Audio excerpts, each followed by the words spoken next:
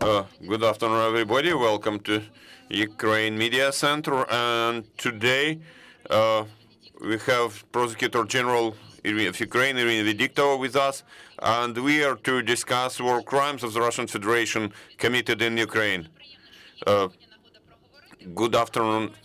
Good afternoon, everybody. Good afternoon, friends. It's very good to have this chance to discuss things today, especially that we have something to sum up. On Friday, we signed for joint investigation team with Poland and Lithuania. So indeed, we can discuss what the Prosecutor General is doing now in various areas. No doubt, the first and foremost thing for us is to document and investigate war crimes committed in Ukraine. On the website of the Prosecutor General Office, we inform, and every day, every morning, we update information about the number of investigations we have been running. For war crimes alone, currently we have 3,085 cases. And you know, using the Ukrainian jurisdiction, using Ukrainian courts is a priority for me because I want to have sentences on behalf of Ukraine to be issued for war criminals. But we understand all too well that it's not that always that simple about war. So we have also been working on international platforms. 2 weeks ago, we had Karim Khan, the prosecutor of the International Criminal Court. He started his investigation. That's very important, and it's of particular importance to me because a lot of things, a lot of work has been done for it to happen. Ukraine has not a signatory to the Rome Statute. So we'll make every effort possible on the one hand to have it signed and ratified in Ukraine, and on the other hand, we'll make every effort for the prosecutor in International Criminal Court to be successful and for him to have successful cases about crimes committed in Ukraine. Another very important area of activities is initiating proceedings in other countries. There are 9 more countries in addition to Ukraine who initiated their own criminal cases about war crimes. And no doubt, work done by our task force is important. Since the very first days of the war, we have created this interagency team where we have people from law enforcement agencies, from Ministry of Foreign Affairs, Ministry of Justice, and Corruption Prevention Agency. For war criminals, we look for their assets. We seize them, arrest them in order to confiscate them later. And it's not about sanctions, it's about criminal cases, criminal proceedings, in order to have those assets, that property confiscated by the state. And also, concurrently, we'll be running civil confiscation, civil cases towards confiscation for victims. We issue the status of victims, and on the border, on each border checkpoint, we have prosecutors. Prosecutors only work on war crimes. We interview people, and within the last week, we have seen a lot of people from Mariupol who have managed to move, and we issue a status of a victim in the criminal case for them to have all those rights within the criminal proceedings, and for them to be entitled to compensation as a victim of war. So these are our main areas of activities. Of course, their daily activities by prosecutors. We work 24/7. In the morning, I had a big meeting for coordination with prosecutors from provinces and with other law enforcement agencies, and you know that we cannot do anything without military. So we also met with the military police service, and we do make every effort to have all activities of our law enforcement agencies in Ukraine coordinated to get a result, to get not also victory on front lines, but also to win in diplomatic front, in the legal front, because, you know, our joint task is to stop the enemy, and those actions also result in this aggression stopping. You're welcome with your questions. I wanted to first briefly tell you where we are at the moment, but I understand that most importantly we have questions from journalists. I'm ready to answer. You're welcome. Please speak into the microphone.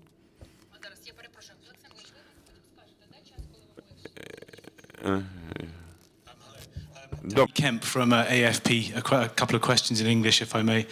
On the ICC, if I understood you correctly, did you say that Ukraine is interested in signing up to their own statute and joining the ICC? And do you think there's a realistic prospect of, for example, Vladimir Putin appearing at the ICC? Secondly, if I may, will you also be investigating any Ukrainian war crimes if they come up? For example, we saw a recent video circulating of some Russian soldiers being shot in the leg, allegedly by Ukrainian forces. If there are any war crimes by Ukraine, will you investigate those as well? Thank you. Дякую дуже за запитання. Thank you very much for your question. About your first question, it actually had two questions. First of all, about ratification of the Rome Statute. I am for ratification. I support ratification of the Rome Statute because the jurisdiction, the competence of the International Criminal Court has already covered Ukraine. We provided, we submitted to that jurisdiction ad hoc, so the ICC prosecutor has all possibilities in Ukraine. And now it's very important for us to have our possibilities in the International Criminal Court. A simple example, to participate in appointing the judges. There are also other opportunities when you are a participant, when you are a member state. So, of course, I, as a lawyer, understand that now we do need those opportunities. Why this ratification has not taken place? As far as I understand, there is still no political consensus within the parliament, within the Verkhovna Rada. Because you remember that this issue of ratification was first raised long ago, and now there has been an agreement whereby everything where there is no doubt should be submitted to the parliament hearing. I do hope that we'll have to speak with all politicians and to get our message to them how important it is to ratify the Rome Statute. I am a prosecutor. I am not a politician, but I have always acted for this ratification. I stand for that ratification as needed. That's your first question. Second, whether we see President Putin brought to ICC as an accused. We know that currently, by now, the ICC prosecutor is completely independent. How he will develop his strategy of investigation, how he sees it, whom he will approach, that's his exclusive competence. My task is to do my job here, so that, all I can, if there is anything I can help the ICC prosecutor in documenting the crimes, in interrogations, whatever, I will do it. How I see it, Ukraine is a state which does respect the rule of law. Whoever would say anything about reforms and rule of law, now you can see that we do respect the rule of law. And indeed, for us, it's not just some empty words. We work within the framework of those conventions of the international law implemented in our national legislation.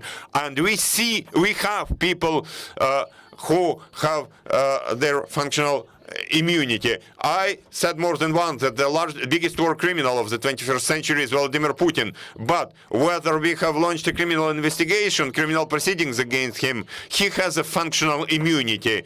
And in compliance with norms of the international law and national law which implement them, we cannot initiate this particular criminal proceedings as long as he is the president of the Russian Federation. So, of course, there is this chain where we are to move and whom we are to see as an accused in the International Criminal Court. We'll see. Here, in this case, I'd like to say that we have a big anchor case, which is about the military aggression of the Russian Federation. I call it the case of the 24th of February in my meetings, and we have more than 200 suspects in this case, high-level military criminals, ministers, members of the Security Council of Russia, senators, and others who were directly involved. And on that list, we also have those propaganda agents. They contributed with their efforts to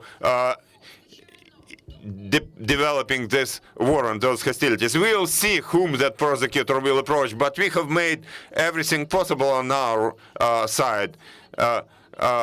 we already marked them as suspects. We already approached Ukrainian courts, and we already got decisions by Ukrainian courts about arrest as an injunction, about bringing them into custody as an injunction measure, because there is a very serious article of the criminal code under which they are suspects. And of course, we have been searching for them, and that's a question for the international community.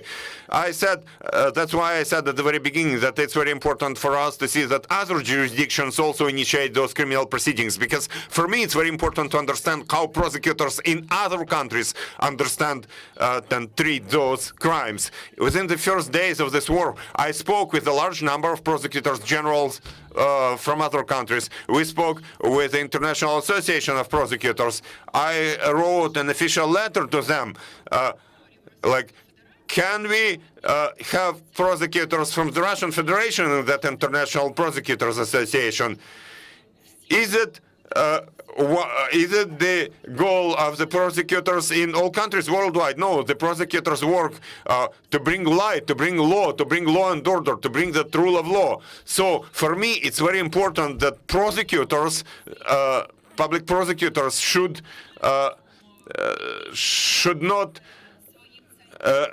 help their dictator, their kings, so to say, but those prosecutors should defend the interests of their people and their statehood, and that's how we have been working. Your second big question was about violations towards prisoners of war.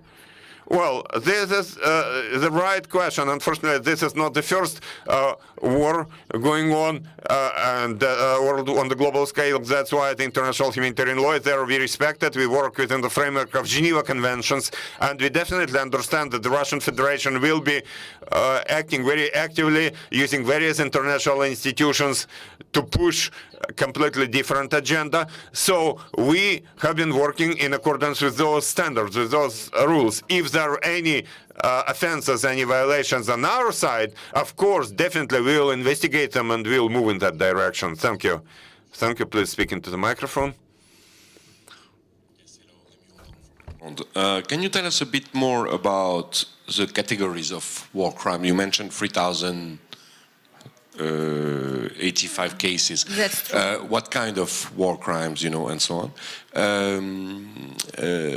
And then, do you have already any suspects? And if so, would these suspects among, Russian prisoners of war? And if so, would you recommend to the government to exclude these suspects from exchange of prisoners, for example?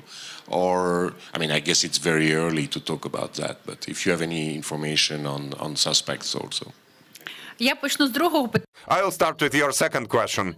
We do have such suspects, and for me to be successful as a prosecutor, I'll keep silence. Indeed, this is confidential information, and I hope that you will have something to do in the Ukrainian court. You will see how we will be working under this article on war crimes. We have one article, Article 438 in our criminal code, and we'll move in that direction and we'll see what will happen. We have been working in that direction. We do have such suspects.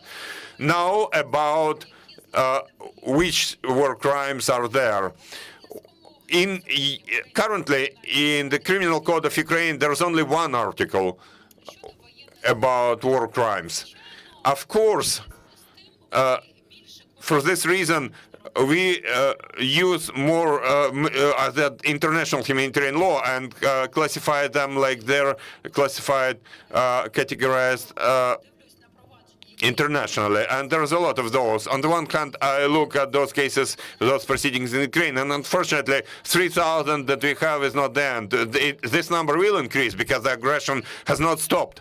I see what can be done in the International Criminal Court, and I run those parallels. Say, if you say that war crimes are just about conscious killing of civilians, we see it. If you say that war crimes are when civil infrastructure is being destroyed, including orphanages, hospitals,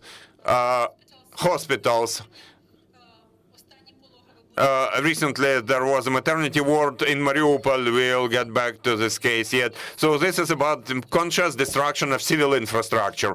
If you see that civilians are killed, are shot, that's a war crime. Even if we see that the armed forces of the enemy use our uniforms, Ukrainian uniforms, this is a war crime. So what I'm getting at, don't,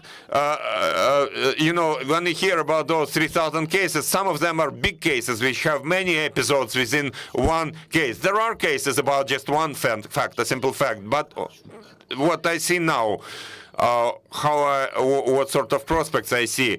Unfortunately, well, we are talking about war crimes. This is a very serious, that's very cynical sometimes, but again, it's very harsh to discuss in the 21st century. No, it's very harsh from all sides, from all perspectives. But now I look further than that. I look at crimes against humanity. ICC, the International Criminal Court, again can consider those, investigate those. When we see some systematic nature in those war crimes, the same war crimes are done are carried out systematically. When there is systematic bombing of kindergartens, of hospitals, this is about the systematic nature, and here we could consider it as crime against humanity. I will be very cautious in what I'm saying now, and please understand me. What has been happening in Mariupol at the moment is not war crimes anymore. It's not a war crime, because the war crime is about some rules. War has its rules, and this is beyond all rules, beyond every rule. And I look at it from this perspective, how to classify it as genocide, when the whole city has been taken hostages. The whole city has been taken hostages. People are there without water, without food, without heating supply. It's impossible to leave it. And there are those convoys who try to leave the city and they are shooted. When there is destruction, and it has been mentioned by the minister, Lavrov, minister of that aggressor state, they said that, yes, they knew that they have been bombing the maternity ward, where women are located who have to bring birth to their children and to their babies, and their babies next to them. So you see, this is a location from which, the city from which adults and children have been deported. We have two big cases. One big case is about deportation from Ukraine, and a separate case about children. More than 2,000 children have been deported from Mariupol alone. So what's that? Is it just a war crime? No, it's much bigger than a war crime.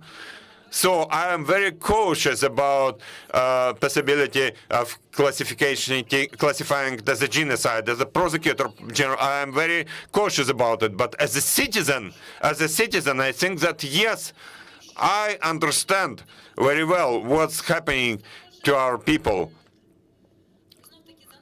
So again, maybe that's too emotional, but we have journalists, foreign journalists from foreign media here. It's very important, dear friends, for you to understand. It's not about Donbass. It's not about Crimea. Putin wants just to destroy Ukraine as a nation, as a state. Indeed, it's about destroying the Ukrainian people, as a nation. That's why there have been those deportations, evacuations, and all that. So you should not be tricked fooled around by these things. It's not just by chance that, I'm sure you all heard his historical lecture before the war, how it happens in Lenin's times, in Stalin's times. It was already done with Ukraine. There were deportations of peoples. There were killings through famine, that Holodomor. It was already happening. So we had this experience in the last century, and now we have had this experience of 8 years of war.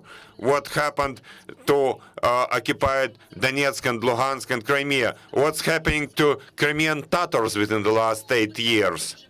So there have been a lot of questions, and we have to answer those. You're welcome. Дякую.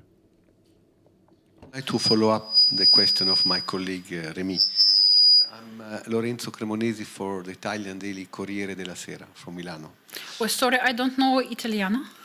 Sorry, I said my name is Lorenzo Cremonesi and I write for the Italian daily Corriere della Sera from Milano. It's noisy, yes. Madam, we ask for specific case because that build up our articles. Apart generic accusation of violation of human rights and war crimes, again, specific question. I have 2 or 3 specific questions. We, being on the ground, we meet refugees, we speak with the soldiers, and we hear a lot of horrible stories, of course. For instance, a few days ago, the mayor of Brovary, near Kiev, told me that he knew personally some cases of sexual abuse by Russian soldiers against Ukrainian women in villages which had been occupied by Russian troops. And he gave me some names. Do you find this sexual abuse story a war crime? Do you have specific cases? Do you know about that? Do you think this is a spread phenomenon or just limited? What do you know about this question of sexual abuse by Russian soldiers against civilians here in the areas? Another question. You mentioned Mariupol, which is, of course, such an immense tragedy. Do you intend to accuse the Russian of practicing ethnic cleansing in this area? I mean, moving population from Mariupol to Russia. Do you intend to use this argument of ethnic cleansing? Thank you very much. Дякую дуже. Thank you very much. About sexual offenses, we had such information since the very first days. We had current information. Rape is a private accusation. We have to have a complaint from the victim. We understand it all too well. The operative information that we have been receiving from all parts of Ukraine occupied by invaders, that was just some detective operative information. I, as a prosecutor, and other prosecutors who will approach courts with such accusations, even with those brutal crimes like rapes, we have to have some evidence. We have to have an evidence base. So we have been working on that. The cases have been documented, have been registered. There have already been first cases where we have some suspects. You know, we just cannot announce somebody a suspect. We have to understand who that person was. That suspicion is issued not just to some abstract soldier from the aggressor country, but to against a specific person with their first name, surname, and patronymic. Also, we have to carry out some procedural investigative actions. And to do that, we have to have access to the victim and to have access to other channels to gather the evidence. Because we understand that whatever we can do, if we break the law even to a smallest extent, it will hit us back. Aggressor country will hit us back with those violations. So we have not just initiated that case, we already have a particular suspect there in that case. What was your second question about Mariupol ethnic cleansing? So about ethnic cleansing. To discuss particular classification, we have to get to it. We have to classify that case somehow. You know, just for citizens, it sounds like something emotional, but for prosecutors and judges, it sounds like some classification of crime which has certain components. So as soon as we will be able to get to that stage, I'd like to relate to the answer I provided. I considered possible classification as a genocide. What will that genocide include and in which parts, which components? As soon as I have any arguments, I will gladly share those with you. Any clarifications? Microphone. I understand that you cannot give us the names, it's private and maybe it's still too early, but at least can you give us an idea of the numbers of this sexual abuse case? How many cases you know, more or less, give us an idea, a proportion. 10, 100, 500? Там, де ми маємо підозру, Wherever we have a suspect, unfortunately this is only one case where we have a suspect, because we cannot get to that occupied area, we cannot get to those victims, we cannot reach those victims. There have been a lot of cases initiated, but it will tell you nothing, because they are launched, they're registered as a case based on a fact. But when we have a victim and when we already have a specific suspect, then we have only one case of that sort, because we cannot get to that territory, we cannot reach it. Thank you. You have to understand our situation. Now we are talking about war crimes, and in most cases, prosecutors are civil agencies, like in your civil office, like in your countries. Now we have been trying, and I'll use this opportunity to mention it. I hope the parliament will support it. We have to bring the military prosecutors back, because we are not allowed to the front lines. We have to quickly gather the evidence, but you see that civil prosecutors are not allowed to those areas. We try to do it, and we approach the parliament. We have prosecutors, some boys who are ready to risk their lives to go there and quickly gather that evidence. Please bring back that military prosecutor office, because it was eliminated under law. So now we have been working in a situation that we have. You're welcome. La Radio Française Europe 1. Мікрофон трошки ближче. Please speak into the microphone. Bring microphone closer. Please bring the microphone closer. Les attaques de civils que vous dénoncez, y a-t-il aujourd'hui des... Sorry, the interpreter does not speak. Sorry, the interpreter does not speak French or understand French. Sorry. Y a-t-il un moyen de faire remonter ces responsabilités? sorry, nobody understands French. He will translate, okay. Дякую. Yes, sorry. Y a-t-il un moyen aujourd'hui de faire remonter ces responsabilités au commandant en chef russe, à savoir Vladimir Poutine? Ви казали про системне бомбардування. You mentioned systemic bombing of civilian infrastructure and residential quarters. Is there any method, any way to find the evidence to get to the top leadership of Russia? Yes, there is a way, and we are doing it, to get to generals and to Putin. Well, we already have the first suspect who was bombing city of Kharkiv.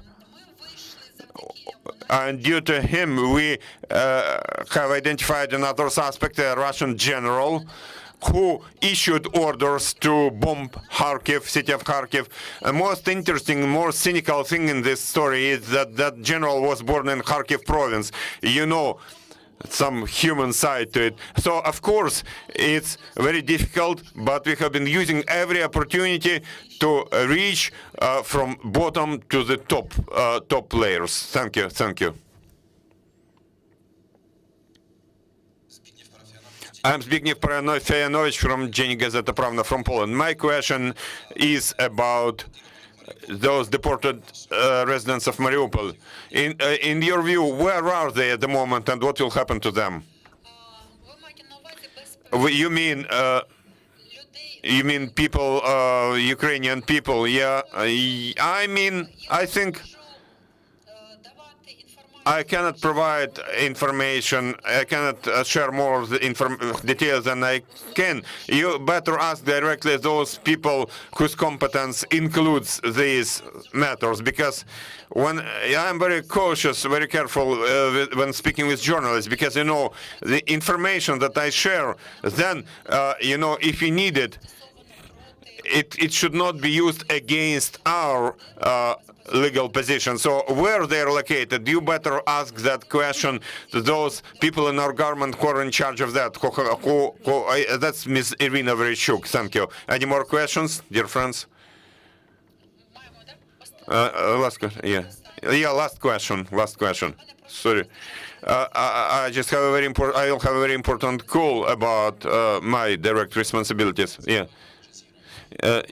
We saw here in Kiev many civilians buildings get attacked. Did you record any usage of cluster bombs or any other forbidden weapons here in Kiev?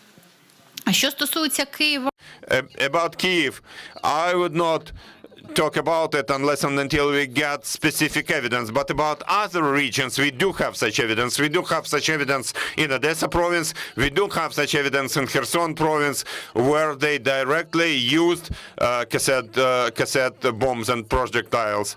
And of course, we see, by the way, also due to journalists, due to the media, we see information about use of other prohibited weapons. But again, when I have specific evidence base, when I have, for example, after something is used, if I have fragments, if I have some examination of the soil, if I clearly understand that I will get to the court of law with those evidence, then I can speak with journalists. Currently, I can tell you about cassette projectiles. It's about Kherson and Odessa provinces. About Kyiv, we have been working. Thank you very much, Iryna. Thank you very much for the day. Thank you for joining us here. I'd like to remind you that at 3 p.m. We'll have a spokesperson of the Ministry of Defense of Ukraine.